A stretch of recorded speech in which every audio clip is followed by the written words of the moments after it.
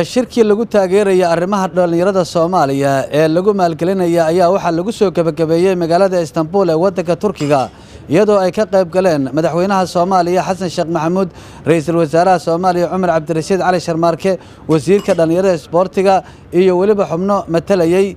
maamul goboleedyada oo ka mid yahay wasiirka dhalinyarada isboortiga ee dowlad goboleedka Puntland shirkan ayaa waxa ka hadlay madaxweynaha Soomaaliya iyo waliba ra'iisul wasaaraha Soomaaliya iyadoo ra'iisul wasaaraha Soomaaliya uu cadeeyay in dhalinyarada loo sameyn doono waxyaabo ku dhiiri gelinaya in ay iska dhaafaan tahriibka isla markaana ay ku biiraan oo kale waxa uu ku sheegay arrimaha argagixisada shirka ka dhacay waxa weeye shirkii diyadda lagu saaray arinta Soomaaliya compact deal meesha umaray waxa harsan waqtiga hore ee hadda 2016 shirkan hadda aan ka soo waxna waxa shir runtii looga hadlay dhalinyarada Soomaaliyeed waqtigan 70 dhalinyaro dalka kan oo dal runtii dad dhalinyaro badan leh yar runtii mar lagu tilmaamay inay yihiin dad dhibaato loo geystay mid ay yihiin dadka dhibaatada geysanaya marka waxaan diiradda ku saarayna sidii dhalinyarada loogu soo lahaa loo abuuri lahaa fursad maanta haddii ay rajo timaado ee lagu shaqaaleysiin karo marka runtii waa ka hadalnay dad badan oo waxay la tahay dokumento badan waa la diyaariyay ka hadlay sida dhalinyarada maanta gacan loo siin karo oo waxa ugu weyn maanta ugu muhiimsan waxa weeye sida iyaga loo dhisi lahaa sidii loo gaarsiin lahaa meel ay ka noqon karaan dhalinyaro markii la shaqaaleysiin karo aqoontooda in la soo tayadooda in la soo taas ugu muhiimsan markaasna aqoon dhaqaalaha iyo dalka dhalinyaradu qayb waxay ka yihiin xasiloonida amni iyo xasiloonida siyaasadeed waxay qayb ka yihiin dhisidda iyo dib u soo celinta dalka iyo qaranka marka waxaan hadda ahmiyad saaraynaa waa iyaga rajada Soomaaliyeed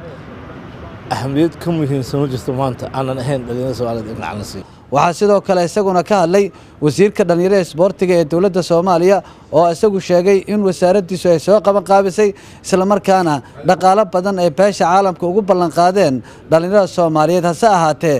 ay ku xiran tahay hadba dhaqaalahaasi sida ay u siiyaan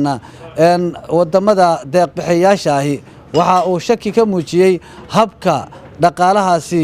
looga heli karo beesha caalamka hase ahaatee waxa uu ballan qaaday in dowladda Soomaaliya dhaqaale kasta oo la helo ay ku dhiiri gelin doonto dhalinyarada Soomaaliyeed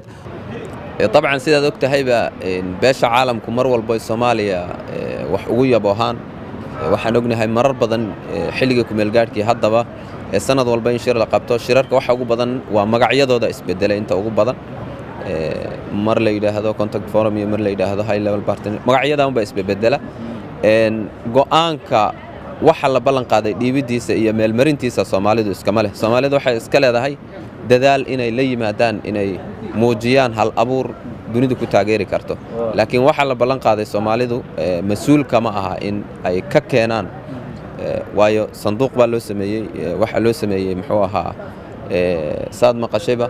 deeqda caalamiga sanadihii hore waxay ahayd in laba darishadood baa loo sameeyay la yiri mid governmentiga iyo mid oo NGOs ka xagga United Nations Community tii dawladda ilaa hadda waxba kuma soo dhicin marna adigu hadda waxa tahay wasiirka dhalinyarada hadda shir baad ka qayb gashay magaca dhalinyarada ku soo qaban qaadisay waxa inta badan dadku ay la yaabaan dawladda Soomaaliya waxbay saxiixaysaa haddana wixii markii aan sidii la rabay loo dhaqan gelin kama hadli karaan oo ma dhigi karaan lacagtiina lama siinin wuxuudii ma dabageli karaan idaacadaha kama hadli karaan adduunka waxa ma sheegi karaan marka adigu wasiir ma ballan qaadaysaa haddii wixii meeshan lagu yabooha ay wax ka dhaqan geli waayaan inaad sidaas soo bandhigi doonto waqtiyada soo socda wal xasan wad mahadsan tahay waxa la ballan qaaday haddii lagu diido janaal diblomaasiyo la maraa jiro mooyaan haddii idaacadda laga qayliyo wax badan isbedela ma leh beesha caalamka iyo dunida aad bay u indhadag yihiin marka inaad idaacadda ka sheegto waxa ka haboon in janaal kale iyo in aragti lagu dhiirado oo aad u dhow inaan keeno farsamooyinkaas aan marka aan rabnaa inaan isticmaalno in la sheegay waxaan isleeyahay waan sheegnaa marka shirarka la isugu yimaado laakiin bal waxaanu raadinaynaa farsamo ku haboon xubno ka tirsan dhalinyarada Soomaaliyeed ayaa iyaguna ka hadlay oo sheegay inay aad ugu faraxsan yihiin qaabka shirku u dhacay ayna rajo badan ka qabaan in wax badan oo horumarka dhalinyarada ka shaqeeya ay halkan ka soo bixi doonaan si wanaagsan shirarka hore wuxuu kaga gedisan yahay shirkan ajenda gooni ah oo youthkan uu jiray sidoo kalena youthku way ka soo qayb galeen oo waxaa timid 25 qof oo dhalinyaro ah wasaaradda dhalinyarada isboortiska Soomaaliyeed ee hogaamineysay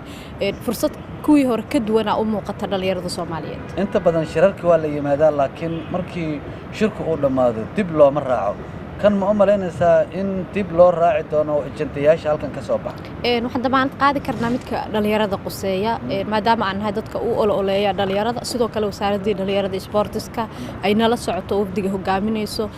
waxaan rajaynaynaa keena waxa dhalinyarada Soomaaliyeed quseeya in halkan looga hari doonin oo wixii shirkan ka soo baxana aan baqaadi doonin inta badan waxaan la sameeyay miya ajendayaasha shirka wali way noo socdaan shirkii wali ma uusan dhamaanin ma ka hor dhici kara marka waxyaabi badan oo soo bixi karo laakiin ilaa hadda waxa ognahay wixii na soo maray iyo waxa aan filanayna anaga waxaan rajaynaynaa waxaan dadku eedeyn jirnay inaysan dhalinyaradu sameyn oo ah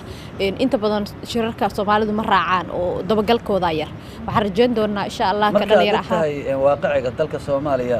dawlad waa leeyahay oo dawladda Soomaaliya laakiin maamul goboleedyo ayuu leeyahay marka dhalinyaradii maamul goboleedyada oo dhan ma joogeen wasaaradda dhalinyarada isboortiska waxay soo xushay dhalinyaro ay soo xushay matalaya Soomaaliya sidaad ogtahay wasaaraddu waa heer federaal iyada waxay mas'uul ka tahay soo xulidda iyo qancinta guud ahaan ummadda Soomaaliyeed waxaana loo xil saarayba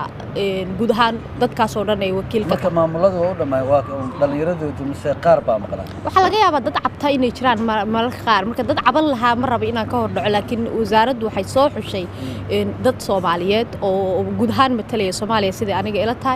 حسن شيخ أحمد عدي، Somali Cable, Istanbul, Turkiga.